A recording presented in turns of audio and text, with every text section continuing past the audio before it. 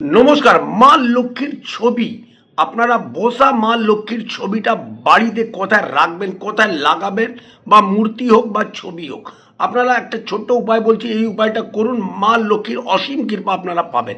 দেখুন, আপনি একটা ছবি এরম আনবেন যেটাতে পদ্ম ফুলের মধ্যে মা লক্ষ্মী বসে আছে। ওই ছবিটাকে নিয়ে আপনি আপনার ঘরে হোক বা আপনার মন্দিরে হোক, সেটাকে নিয়ে আপনি সাউথ ইস্ট, দক্ষিণ পূর্ব দিকে আপনি ওই দেয়ালে আপনি লাগিয়ে দেবেন।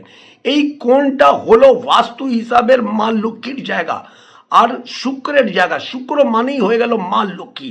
এই জায়গাতে যদি আপনারা শুক্রবার দিন বা বৃহস্পতিবার দিন মা লক্ষ্মীর ছবি যদি আপনি লাগিয়ে দেন আর ধূপ ধুনো পুজো অর্চনা করবেন আর শ্রী শ্রী মা লক্ষ্মী আয় নমঃ এই মন্ত্রটা পাঠ করেন, দেখুন আপনার 2026 সালে আপনার টাকার ভরমার আপনার কাছে আসবেই আসবে। এই উপায়টা করুন, বাস্তু হিসাবেও আপনি সাকসেস পেতে পারবেন, আপনার জন্মছক হিসাবে আপনি সাকসেস পাবেন।